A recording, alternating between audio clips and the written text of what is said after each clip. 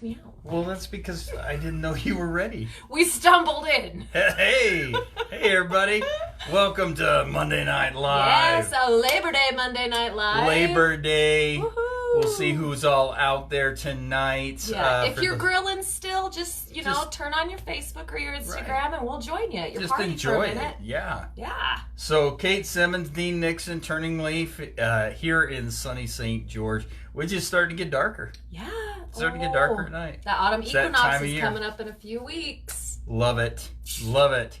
Well, I'm excited as we get started tonight. We had such a great response last week to our topic because we really spent a lot of time talking about forgiveness and the importance of forgiveness and what forgiveness is and how to create forgiveness. The thing that was so intriguing to me about it was this weekend I traveled up north to Salt Lake City, and the different conversations I had with people, and even when I came back down here, the conversations I had with people that really had watched that video. Oh, awesome. And had talked about how they, their feelings about forgiveness and what they believe forgiveness means to them. And I loved it. I thought that was the coolest thing in the world. Me too. And the pieces that I love too are just what we got out of while we were talking. Just that idea of like, sometimes forgiveness feels like this big nebulous, like everybody wants it, but nobody knows how to get it, right? Right. Like, yeah. So I thought that was really rad. And that's some of the feedback that I got from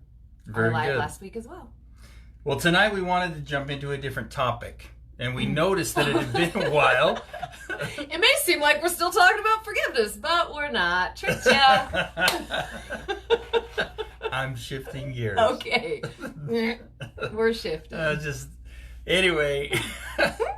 So we noticed a while that it's been a minute since we have talked about parenting. Yes. And so the one thing that really is important for us to address is parenting and some of the challenges that are going on.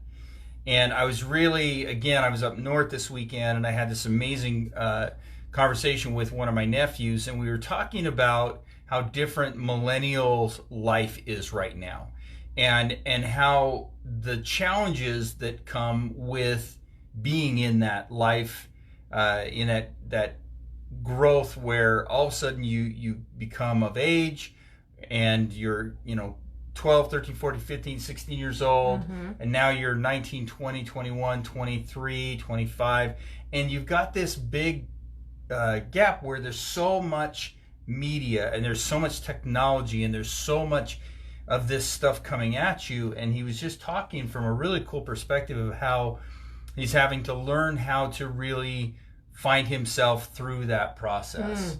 And growing through that process, and I thought that was really insightful on his part, and recognizing what a challenge that is. Absolutely. It's really interesting being like on the outside of that generation. I feel like those of us that didn't always grow up with the internet and didn't always have a device just right here in our hands, sometimes we have a little bit easier time of just like, holy cow, I need to unplug, because we can remember what it was like without it. But this generation has always had it, and it's always just been a huge part of their self-soothing, their coping, everything else that comes up. And so I love that he brought that up and that he's recognizing that in himself, like, whoa, wait a minute, I've got to figure this out a little bit. So I think that's super cool. And that was the part that led to our conversation about what we needed to present tonight. And what we wanted to talk a lot about tonight was really understanding how to parent with social media and with that influence in our world, because let's face it, that's where we are. Absolutely. And I cannot even tell you, so you guys probably know that I also work at a crisis place for parents with when they are in a crisis with their family. Holy cow, I'm totally stumbling tonight. But I think we both are. It's Labor Day. It's Labor Day. It's that Labor Day energy. We labored. We really did labor. We labored. But anyway, it probably would be surprising to you as the viewer, and it's not surprising to me at all, or surprising to Dean, how many crises come in through a crisis phone, dealing with, I can't get my kid off their phone, they won't give their phone to me, or the depression and the suicide ideation and anxiety that comes with that social media consumption for our teens and young adults especially. Yeah, there's this constant challenge that we're having, where this needing to be plugged in all the time, afraid of, and I know that word has been floating around, of FOMO, the fear of missing out. And it's a reality, as a lot of these young men and women, apparently young men and women, are afraid of constantly, like, if I unplug, what do I miss? Am I up to date? Have I seen how many people have liked this? How many people have, what's going on in their lives? But the depression part that comes from it is so interesting to me. There's the first obvious depression that comes, which is the depression from seeing other people's lives, seeing this little snapshot of their world, and making decisions about ourselves from that snapshot. And as it was a great quote. I don't know who coined the phrase, we take the best of others and compare it to the worst of ourselves. Yes. It's that concept. So a lot of our young men and women are growing up with this depression of, I don't have that life, I don't have those things. But then there's the other depression that comes when the mind is unplugged. So the brain is not equipped to process at a high speed all the time. We're constantly, chronically hitting ourselves with stimulation. I look back at, like, the cartoons of when I was a kid. You can still find them sometimes on, like, Hulu and some of these other places. And I go back and I watch the old Tom and Jerry, or even sooner than those, the Flintstones, etc. And they weren't as fast paced as they are today. You look at the cartoons of today, they're moving, they're so quick, there's so many colors, it's so vibrant. There's not really a storyline anymore in it. But the reality is that stimulation, you're running a marathon and then you stop. And all of a sudden this depression starts to come in because the endorphins are shifting. And that's the other part that's so intriguing to me about it. Yeah, I agree.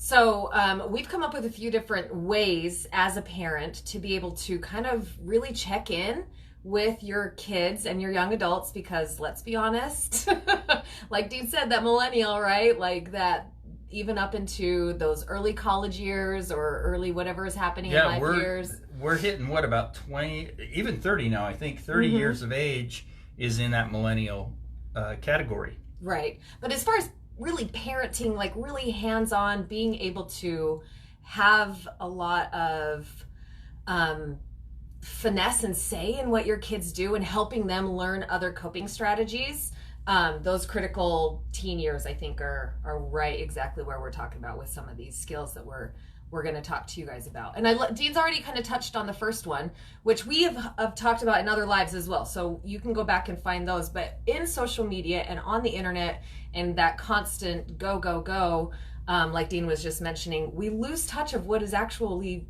real, right? So this reality check that needs to happen oftentimes doesn't happen. Yeah. So the reality versus this reality versus the perception. And that's that first depression piece that we were talking about, is there is this reality and then there's this perception of the reality. And so what we can do with our children is we can spend more time working to talk to them about what is a reality and what is perception. Here's the kicker, parents. Stop trying to tell them what the reality is. Right? That's the problem, is we as parents, we go into the conversation with an agenda. We go in with a conversation in our minds, well, this is what reality is because this is my reality, and my reality is the reality. And so instead of going in, we're and asking questions of, well, what is the reality to that? What is the truth in that? How do you find the truth in that? That's really what we've got to be doing, is we've got to be asking open questions that help them open a conversation, but also not agenda driven or leading questions where you're trying to lead them to your answer, but to help them understand themselves. So if I'm asking my child about a conversation with their friends, I have this perception that my friends are having this big party this weekend and I'm not invited, then I'm going to be asking questions. Oh, I'm stuttering too. No, you're doing great. Asking questions. I'm going to be asking questions of, well, how do we find out if that's true? And how do you confront that? How do you face that? How do you find the truth in that instead of just sitting with the perception, making decisions about yourself, making decisions about your worthiness based upon that. Does that make sense? Absolutely. And so we've got to not ask questions. And you're great at this. I know you do this a lot with kids. And I know you're constantly working to shift the perception. So what are some of the questions that you would ask? Well, I love that you've brought up the fact that you don't want to try to manipulate your agenda, right? That's like critical, because it's like even more empowering for your child to come up with their own solution, right? Like you're just going to be there kind of as referee. Like, hey, have you thought about this? Or let's take a look at this. Maybe this is actually real. You know, maybe this is more what's going on. Or is there anybody you can call to find out? All those kinds of things are spot on, because when we can find it within ourselves, it gives us more resiliency, gives us more self-worth and self-confidence. And so to be able to kind of help your child develop that inside of themselves will also then just trigger forward into it not being as big of a deal next time, right? And so I don't, some of the questions to ask, I think would be, well, I think also the main one is like, wow, how do you feel about that? Instead of telling them how to feel. Exactly. Well, you shouldn't be upset about that, or you don't know if that's true. Don't get upset by it. Don't tell people not to be upset. That's like, don't do that. Don't say, well, don't be upset by that. Well, now I'm upset. Now I'm upset at you too. So it is important. Those are great questions, great comments. And I think also as far as like even just the image that happens on social media, you know, like sitting down with your kid and being like, okay, let's look at this influencer, right? And like that's always the goal. Like that's the new movie star. I think everybody wants to be an influencer instead of a movie star, or instead of a football player now, right? Like it's like, oh, I want to be an Instagram influencer. Travel the world, get everything paid for. Yeah, like, which is so interesting. It's like, I'm sorry. I was going to go off on a tangent because it just reminds me of when I was a kid, I grew up, I wanted to play in the NFL. I wanted to be an NFL player, but that's a one percenter. And it's the same thing with these Instagram influencers. They're one percenters, but somehow it's like, that's what I'm going to do with my life. It's like, well, that's good. Yeah, I mean, and YouTube sensations, right? Yes. Yeah, and so really like kind of sitting down with them, I think is a really great way to like, well, what are your skills? What do you want to do? What are your hobbies, you know? Right. And then really start adding value to that, as well as maybe pointing out some of the places that, well, it's not really real life. Is there a reality there? Can we create that? Can you create that? And how do you create that? Those are great things to really bring that in. The other thing that we wanted to bring up tonight was really creating time limits. And this is one that I know I'm seeing a lot in my work, and I know you're seeing it a lot in your work with kids, is I'm seeing, especially during the summer, kids are spending screen time that's in front of screens. Screen time is about 8 to 10 hours is what I'm seeing coming in right now, which is a big concern to everybody on all levels. So screen time is going to include, YouTube videos, Snapchat, Instagram. It's going to include Netflix watching, computer time, computer games, gaming, any of those types of things. And the issue that we have with it is that much time spent in the theta or beta, that subconscious state where we're really influenced the most, is where we're spending most of our time. It's stunting our emotional maturity. It's in it creating the inability to communicate and interact in a healthy way, et cetera, et cetera. So here's the thing. Now once I say that, I know a lot of parents will be like, oh my gosh, no. Don't freak out. Don't freak out. What I'm saying is, all we want to do is we want to create an agreement with our children about a length of time that would be healthy and appropriate. Absolutely. Healthy and appropriate. So even if they can cut it, and now school's starting for most kids. So with school starting, you're going from 8 hours and you're going to be asking them to go all the way down to like 2 hours. Yes, that's going to be hard on them. They're going to be very frustrated. They're going to be angry. They're going to be upset. So think about that. That's like somebody coming in. Especially on the weekend. Yes. That's like somebody coming in and going, okay, you can't have 8 hours of sleep. You're only going to get 2 hours of sleep. You would be upset too. Mm-hmm. So allow them to be upset, allow them to be frustrated, but work to create an agreement rather than to be a dictator. Absolutely. And I do think that it's also a good idea to include them in that conversation. 100%. Like, these are all the things that you need to do in order to like maintain good grades and do all your extracurriculars and spend time with your friends. What do you think would be an agreement we could make as far as screen time? Absolutely. Mm-hmm. You had another piece that you wanted to add to this, which I just love. Yes. I think that another thing that really comes into play here is oftentimes that screen time when they're at home and just kind of chilling can really start to interfere with connection and relationship building time. Absolutely. Right? Because when everyone's home at the house and you're having an opportunity to spend time individually with your kids or to get the whole family together and do something, and everybody just whips out their phone, right? Like, I've done it with my siblings, and we're adults. We'll be having conversations with each other and like sending sometimes it can be really fun, but it's definitely not exactly the most connecting type of activities to do. Right. And so it's a really great idea to have places and times set aside in your home that are device free.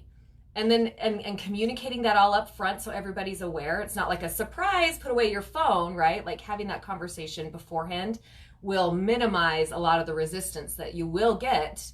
Like, just plan for it. You're going to get it. Yeah. And people are going to make mistakes, Mm-hmm. and they're going to come into that self-free zone, self-free zone. Did I say it correctly? Yeah, you did good. They're going to come into it. They may get onto their phone. They may even get a notification and may check it. The main important thing for you is to not jump on it and make a passive-aggressive comment about it. That's one thing I see happen a lot. Is it's easy. You get frustrated. Hey, get off your phone, or I guess the phones are out, and it really drives that negativity, and it drives people to just not want to be around.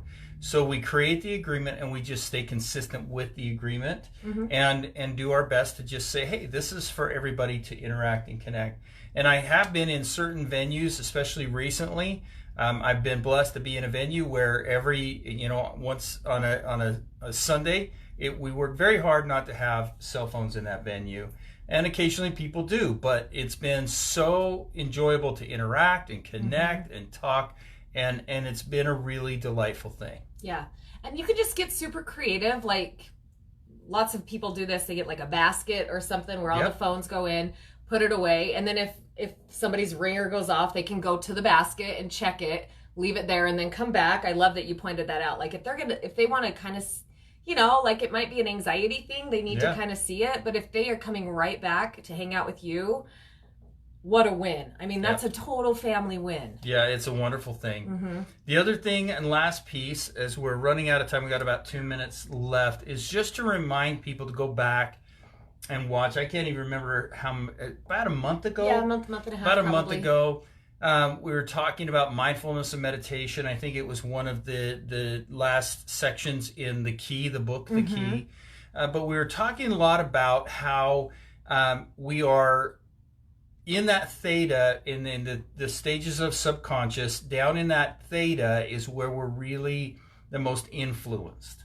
And in that influence state, when we're driving, when we're watching TV, when we really get into the show, when we're scrolling through, when we're watching YouTube, this is where we are being programmed. So parents, we need to understand that our children are being programmed. They're being programmed by us. They're being programmed at school. They're being programmed everywhere, but they're also being programmed via the programming that's in front of them. Yep. So as parents, we don't want to just shut them off and be all scared and alarmist about it. But what we want to do is we want to be engaged. We need to be aware of what are they watching. We need to open a discussion. Hey, what are you watching? What are you engaging in? What are you enjoying viewing on YouTube? What channels are you following? Open a dialogue to understand. Don't go in and just try and shut everything down because we're scared. But also find out, because here's the most powerful thing. You as parents are the most powerful programmers in your children's lives. So if they are being programmed or influenced by an external force, the greatest thing you can do is open a discussion with them and say, hey, Well, here's some truth. Here's some reality. Here's some things that we need to be aware of.